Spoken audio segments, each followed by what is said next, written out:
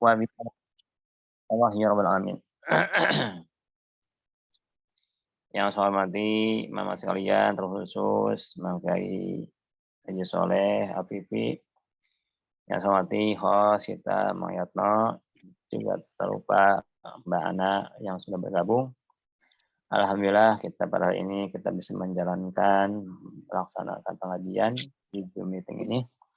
Mudah-mudahan Allah melimpahkan kepada kita taufik hidayah dan rahmatnya, dan memberikan kita pemahaman, juga memberikan manfaat kepada kita semuanya, sehingga kita bisa melaksanakan ilmu-ilmu yang Allah berikan kepada kita semuanya. Mari kita lanjutkan pembahasan kita tentang isi kitab Al-Hikam. Bismillahirrahmanirrahim. Ilahi ma arhamaka bi ma qabihi fi'li.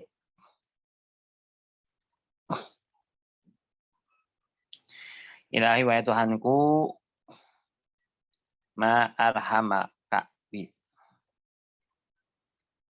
Alangkah pemurahnya engkau bi kepadaku, ma qabihi fi'li, istait dengan pekerjaanku yang buruk. Alangkah engkau maha rahmatnya, maha pengasihnya kepadaku, padahal diriku ini adalah yang banyak keburukannya.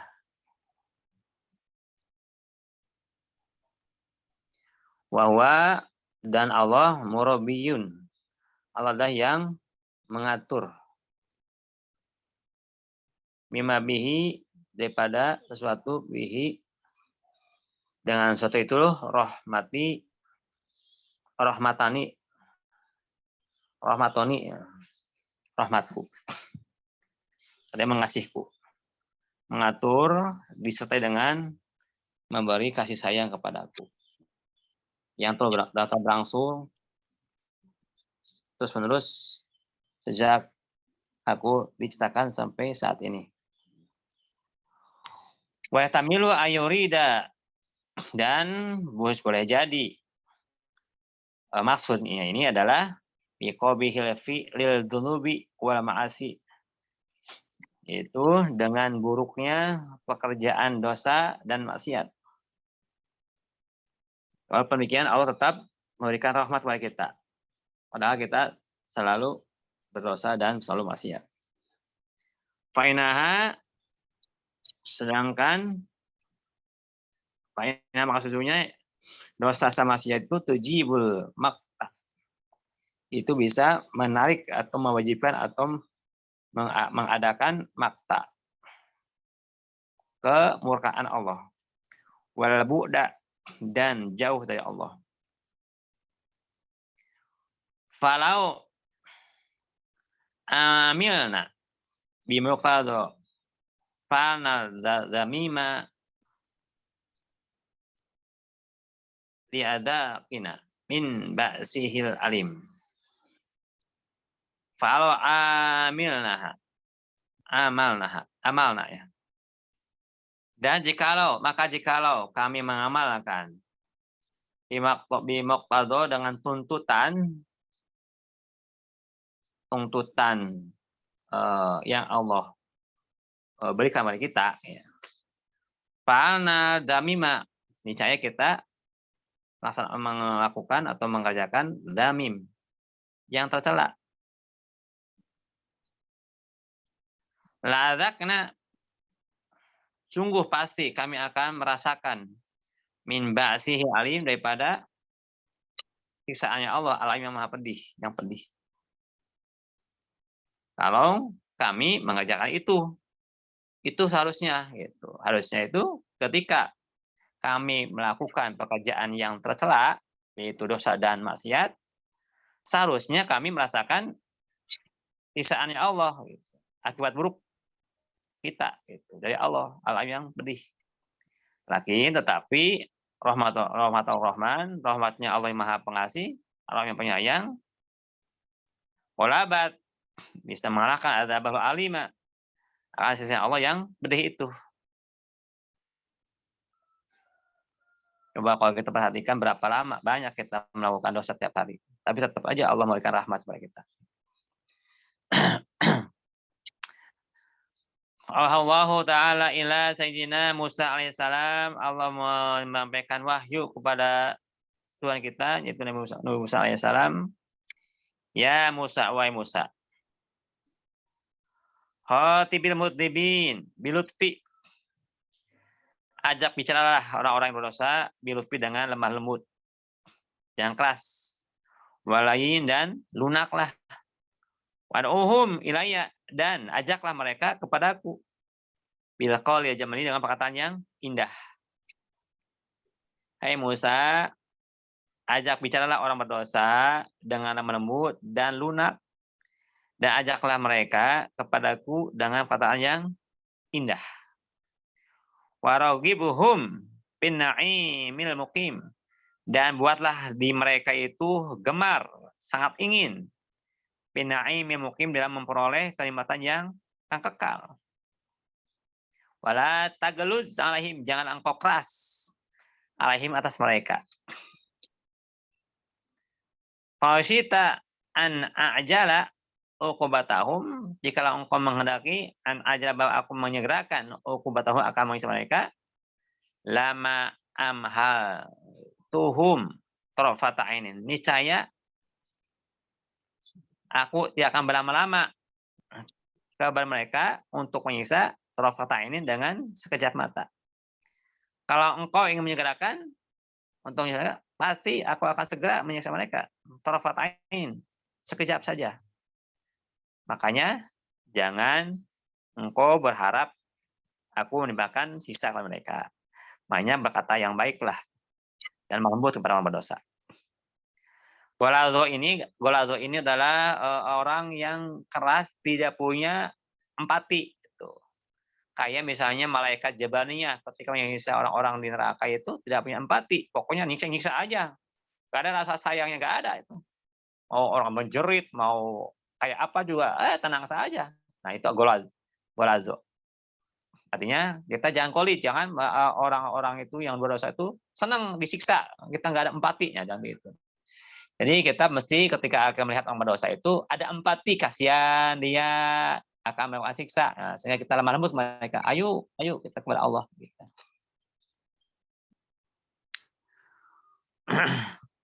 Wa alimhum, dan kasih tahu mereka, anahu, sesungguhnya man taba ilayya qabiltuhu, barang siapa yang tobat padaku, qabiltu, pasti aku akan menerima tobatnya.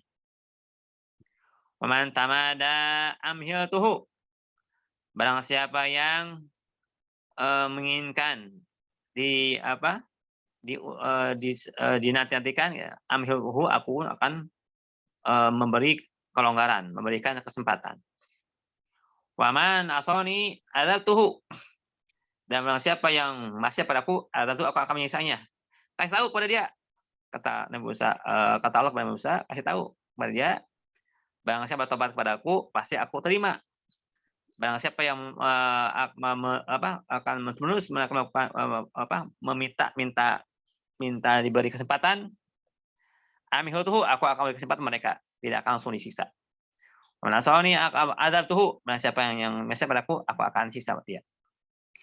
Ya Musa, wa Musa, man dzalladzi qasodani sholiqan bakhoyab tahu. Man dzalladzi qasodani, siapa yang mau menuju kepadaku, berharap kepadaku, bermasuk kepadaku, atau menuju kepadaku, solikon, dengan benar, akhoy yab tuhu, niscaya aku akan kosongkan, ya, kosongkan dari dosa. Awalaja'a, atau bahasa siapa yang minta perlindungan ilayah padaku, fa aslam tu, niscaya aku akan selamatkan dia. Awasalani, atau dia minta padaku, pamanna tuhu, niscaya aku akan cegah dia. Raja ilahya, atau bahasa apa yang kembali padaku, patorot tuhu. Niscaya aku akan tarik dia. Aw taba ilayya atau taubat kepadaku wa ma qabil tuhu. Dan aku tidak menerimanya. Aw tadru ilayya wa ma rahimtuhu. Dan dia tadarruk padaku ma rahimtuhu, aku tidak menyayanginya. Oh ini setelah seseorang sudah di akhirat ya. Artinya kalau dia minta padaku, saya tidak akan dicegah. Ya pamana tuhu, aku tahan dia, aku cegah dia. Artinya cegah daripada memberikan menunaikan permintaannya karena sudah lewat.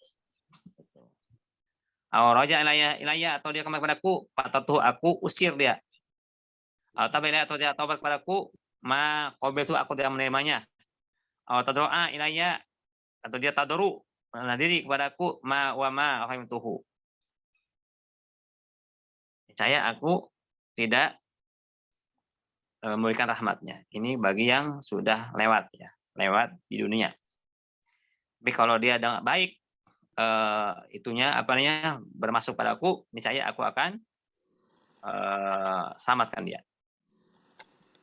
Walama anjalallahu ta'ala, dan kala Allah menurunkan ayat wa ma asobakum min musibatin fabima kasabat aydikum wa yafu an kasir wa ma asobakum min musibah, dan apa-apa yang menimpa kepada kalian min khusyah daripada musibah fabima kasabat aydikum, maka disebabkan karena usaha yang dilakukan oleh kalian. Yafu an kasir, dan Allah memaafkan kebanyakan dari dosa. Surat Asy-Syura ayat 30. Qala Sayyiduna Ali karramallahu wajhah, berkata Sayyidina Ali karramallahu wajhah, ma ma'nahu. Ya Rasulullah, apa maknanya Rasulullah? Ini ya, ayat ini. Qala Ali, berkata Ali, ma akhadahu Allahu bidzambihi fid dunya. Man akhadahu Allahu bidzambihi. Barang siapa yang Allah hukum dia bidzambihi dengan dosanya di dunia, bahwa maka dia Allah akramu, itu lebih mulia min ayu adzibahu alaihi, lebih mulia daripada Allah menyiksa dia alaihi atas dosanya fil akhirati, di akhirat. Artinya kalau Allah sudah hukum seseorang di dunia ketika berdosa, maka Allah maha mulia untuk menyiksanya, artinya nggak akan menyiksa di akhirat. Artinya kalau kita sudah dirasa kita sudah mendapatkan azab di dunia, ya berharap di akhirat sudah hilang dosanya karena sudah ditunaikan di dunia. Wa man afa anhu fi dunya, barang siapa yang Allah maafkan anhu daripada orang itu di dunia, bahwa maka orang itu azu, atau bahwa Allah azu ibu mulia min ayu akibahu, bahwa Allah akan mengazab fil akhirah, di akhirat. Artinya orang yang sudah dihukum dunia saja sudah Allah bebaskan di akhirat, apalagi kalau di dunia sudah dimaafkan, maka di akhirat lebih lagi Allah tidak akan melihat dia untuk disiksa, tentu gitu. Tentu di akhirat tidak akan disiksa lagi. Wa man sataru fi dunya, barang siapa yang menutup Allahu akan orang itu di dunia kesalahannya, bahwa maka Allah ajalu min ayub dihahu fil akhirah. Allah itu lebih agung daripada Allah mempermalukan dia di akhirat. Qala, berkata Ali, fakanat indi khairan minad dunya wa ma fiha. Fakanat, maka keadaan rahmat Allah ini pada sisiku khairun, itu lebih baik. Nah, dunia daripada dunia, wa fiha, dan apa yang ada di dalamnya dunia. Artinya dengan kemapanan Allah, dengan rahmat Allah yang tadi disebut tadi, itu lebih baik daripada dunia dan seisinya. Wa insyadu, dan telah mengaksiran. Subhana man abda al asya'a. Maha suci zat yang telah membaikan segala sesuatu, wa qadaraha, dan telah mengukur kadar-kadarnya. Wa man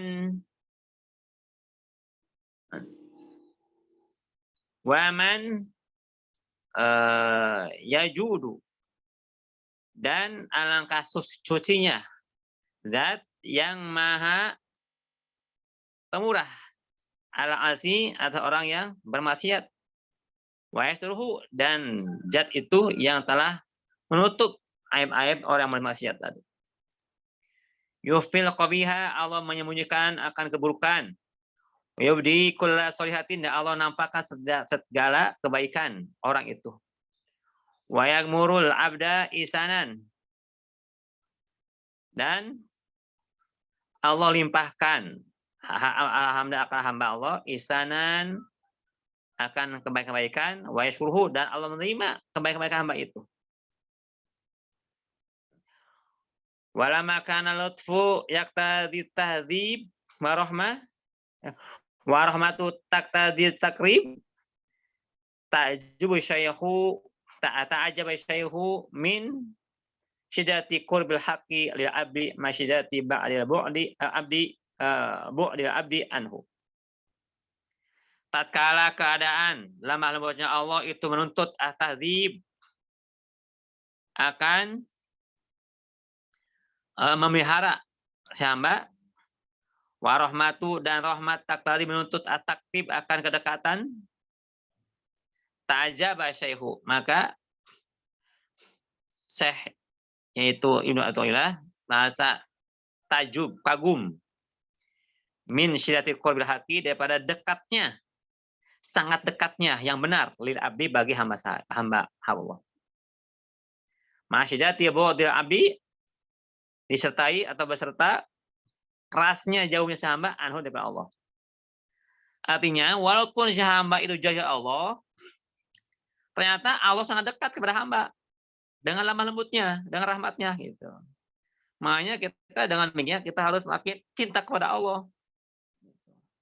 Walaupun kita banyak dosa pada Allah sehingga jauh dari Allah, tetap Allah mendekat kepada kita dengan kelemah lembutannya, dengan rahmatnya.